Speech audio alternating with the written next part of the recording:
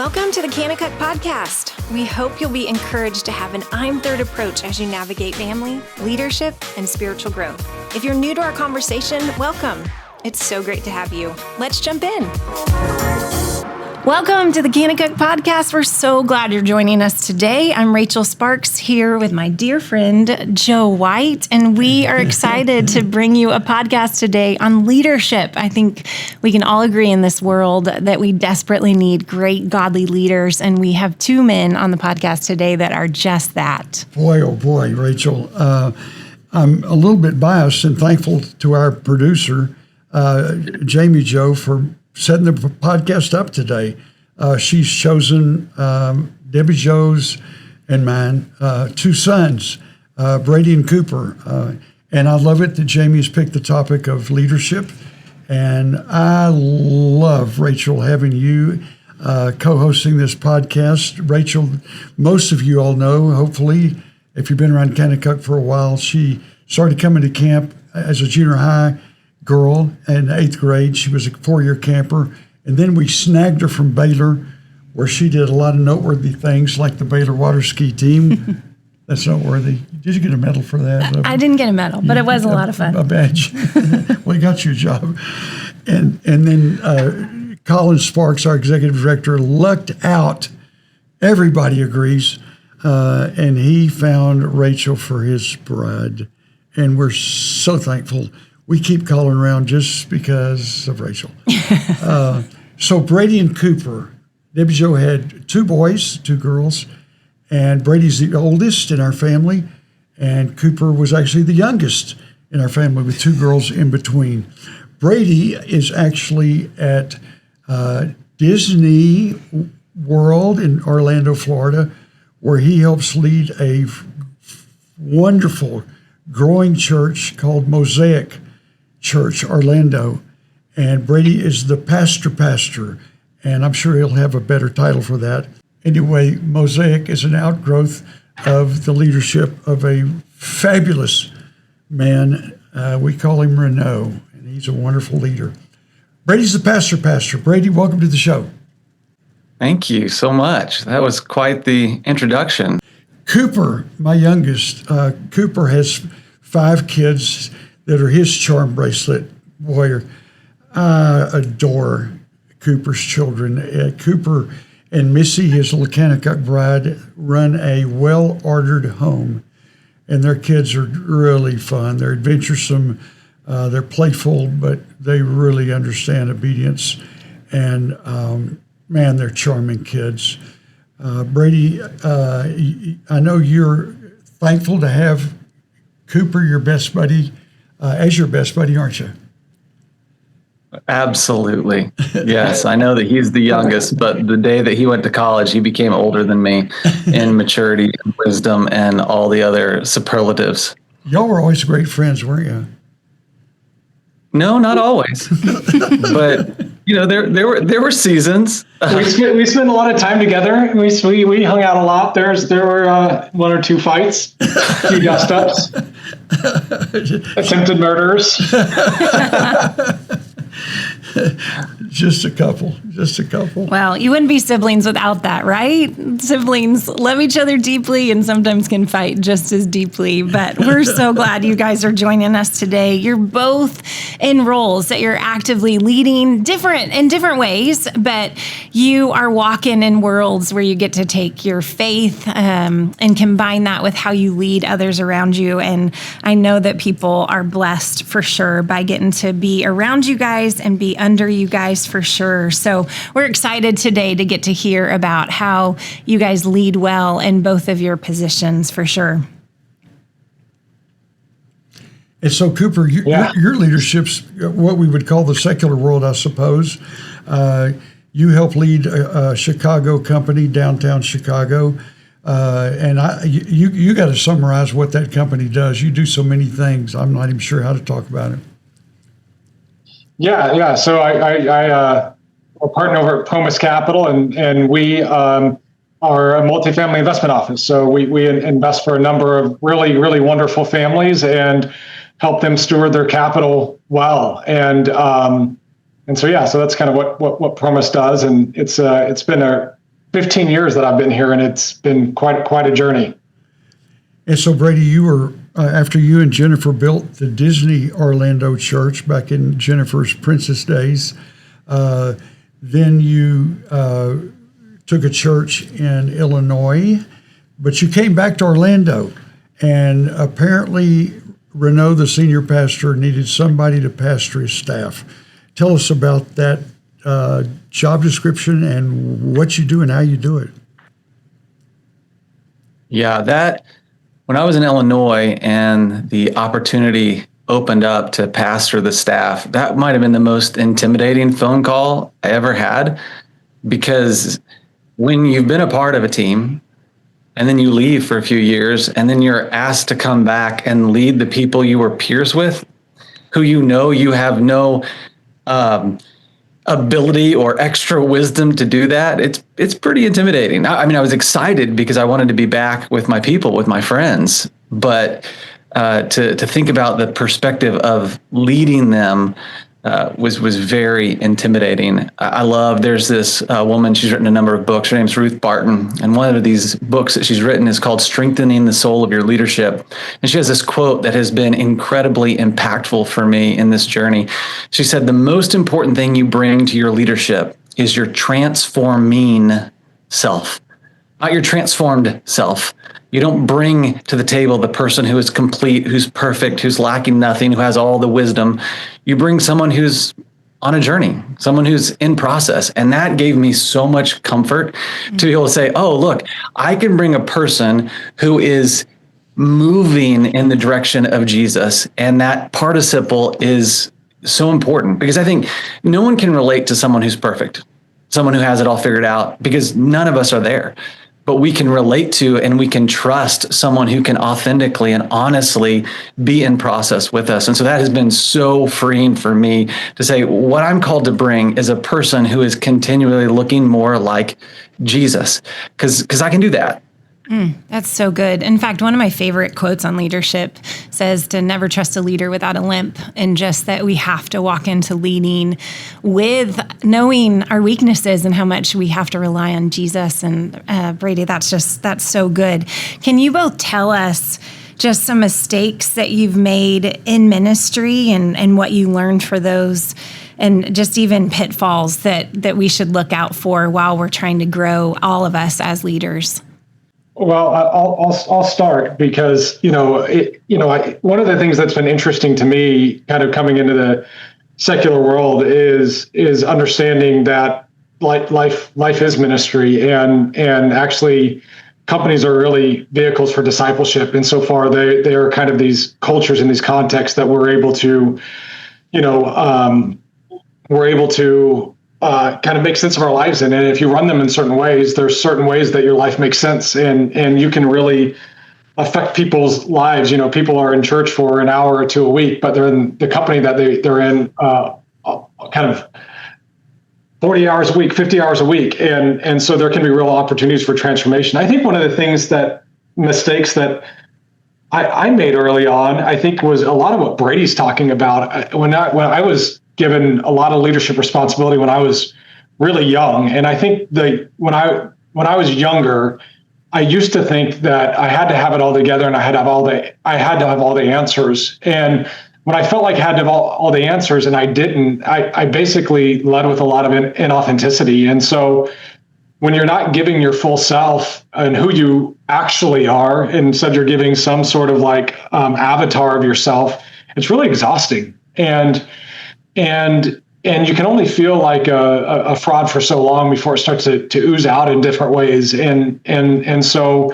I think one of the things that, I would caution people against is, make sure if you happen to find yourself in a leadership position when you're pretty young, to really find people that you can rely on and lean on a lot, where you can be authentic with, who can speak into your life.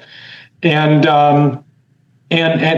otherwise, just try and be humble and try and be honest with where you're really at. And so I don't know. That was one thing that was difficult for me in leadership. I know early on, and I think when you're not giving your full self, a lot of insecurity can slip out. And the odd thing is when insecurity slips out when you're a leader, a lot of times it comes in being inflexible and unable to kind of move with dynamism, because the whole time you're kind of like putting a front on, and it's exhausting.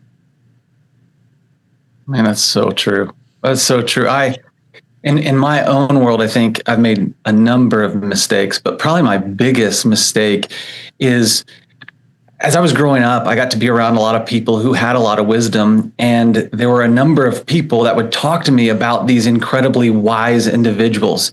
And I just had inside my heart this desire to become one of those individuals one day that people would flock to for the wisdom.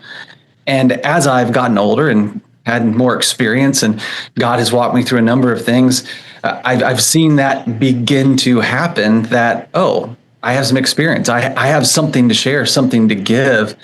And yet at the same time, I've really felt God warning me off from becoming the source of wisdom for people, because I am limited. And no matter what amount of wisdom I might have to give, no matter what experience I can share, it's limited. And I think about Jesus said one of the most shocking things that is ever said out of human lips ever. He said, "Hey, disciples, it's good that I go." Which I can't even imagine the look on all of their faces and the disbelief and doubt that filled them, as Jesus, the one who's been healing people, he's been reading people's minds and giving the best answers anyone's ever heard, and just killing it when it comes to leadership, for him to say, "Oh, it's actually good that I'm going to leave. But the reason is because I'm going to give you my spirit." And so the idea is that God's spirit rests in all of us followers of Jesus. And so we have him inside of us. And so I think, as a pastor who leads pastors, my goal cannot be to point people to Brady. And oftentimes I have done that, but I'm limited. But if what I can do is lead people to the source of wisdom and teach them how to continually run to the source of wisdom himself, things go far better. And I'm learning how to do that, because, my sinful desires is I want people to come to me and think I'm wise and amazing and brilliant. I love that. It pads my ego, but it's not good for them. That's so good. It's so good. It's amazing to think about again and again that Jesus and how he led really turned the tables completely upside down, and how the world looks at leading, and that we so often can think of the leader should be the focus of attention, or the most well-known, or the most altogether. And I love everything that both of you guys just shared, because it's the heart of Christ and how he led. He led humbly, and he lived to serve, not to be served. And he lived to point people to the truth. And Brady, I love what you said. That's so good, that we can know that we have his Holy Spirit and just want to draw people to that, and not just to ourselves. That's really good. Brady, you also mentioned that both of you guys grew up with great leaders around you, and men that you could look to. I'm so thankful my kids, even in this place, have had that same experience at camp. But you had one specific leader that was really incredible that you guys got to learn from, and I'd love to hear what leadership qualities you carried and carry with you now and learned from your dad. And then maybe what are some areas that you have grown in, or qualities that you have that maybe you didn't learn from him but learned from other places. So what did you learn from him? And then what are other qualities that you guys have? One thing that always jumps out to me about my dad is he was one of those types of people that is in the mud with other people. Like literally, one of the things that happens at Kanakuk is that you have to clean things up, and you have to dig ditches, and you've got to hold wheelbarrows and just do all of the things that you have to do that are physically demanding and hard and not fun and not praised. And the thing I saw growing up is my dad was always the one carrying the heaviest, load. He was the first one into the mess, and he wasn't leading from a distance or directing people, managing people from afar. He was saying, "Hey, come alongside me, and here's what we will do together." And that was incredibly inspiring to me, so much so that I often don't do that and feel really bad about it when I don't. That's so good. Cooper, what did you learn from your dad? Yeah, no, I mean, Dad is unique in his ability to both be in the weeds. I mean, one of the things, just to kind of wrap off what Brady was saying earlier, I remember coming up from the dock once. I must have been in high school, but there had been a big rainstorm, and it had basically kind of like, as the rain came down on the pea gravel, just washed it out. And there was at least 100 other people whose job that was more theirs than it was the person who was running the camp, who we were running off to go, run football specialty or something. And Dad's first reaction was to grab a rake, because, he certainly could have gone and told somebody to do it, but that was something that needed to be done. And it was really important to do it. And so one of the things that I think is unique about my dad is he's somebody who is so gifted, one of the most gifted I've ever seen, at understanding the big picture and doing the big inspirational things, the things that we think about, leaders doing, and getting up in front of somebody and giving the most motivational talk of their life. He also is the type of leader that, you can connect with and have like some of the most meaningful conversations you've ever had with. But he would also be the person who was going to grab the rake when the rake needed to be grabbed. And I think it's pretty unique to have both the ability to cast vision, but then also the ability to see kind of like what the thing is that needs to be done next. And so anyways, I think those were a couple of things that stuck out to me. And I think maybe the last thing is, one important thing is not just being able to see the vision, but it's having the ability to rally people around it and to communicate the vision in a way where it becomes other people's vision and then empower them to do that. And it's one of the things as a leader that I feel like I've learned over time is that there's this idea of servant leadership. And at first, the idea of servant leadership, it feels like it's almost a contradiction in terms. How do you both be a servant and a leader? And I think Dad has really embodied that, because even the visioning, even the sharing what the vision is actually one of the ways that you serve as a leader. By being really clear about where we're going together, what we're creating together, is a gift that you can give people, because then you empower them to be co-creators. And at Kanakuk, we have some of the most creative directors who are thinking about how are they going to deliver on this big promise that Kanakuk has made to people and to kids. And I think part of the reason is it is so clear to them what Kanakuk is about, what they're trying to accomplish, where they're trying to go, that they are fully activated in being co-creators in that. And I don't think anybody that I know has ever done that better than Dad, where you empower people with the clarity of the vision and with the worthiness of it. So those are a couple of things. Rachel, I've got to get out of that. I'm glad that I'm remembered for a rake and gravel. That's a great thing to be remembered for. It really is. But Cooper, I just want to just say one thing about your kids. Not that they're my grandkids at all, but man alive, you do help lead a very successful company in Chicago. But man alive, I just marvel at how you lead in the home. Can you translate some of the qualities of Christ that you admire so much about Jesus? I know you love him with everything you've got, into leading 5 children into godliness. Yeah, well, I mean, so this is going to sound slightly heretical, but I would say the number one thing that has been important to me in leading a good family is actually something that I couldn't learn from Jesus.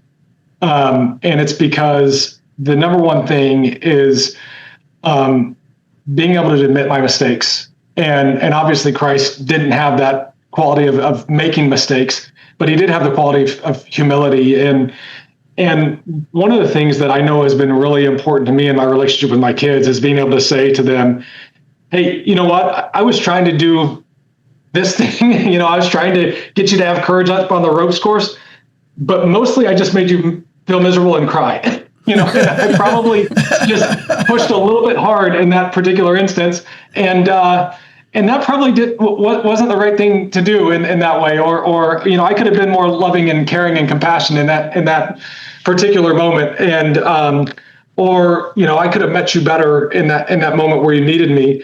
And one of the things that I love about the parent-child relationship is just how incredibly responsive kids are to kind of that authentic connection where you can say, hey, here's my heart for you. Here's the love that I have for you.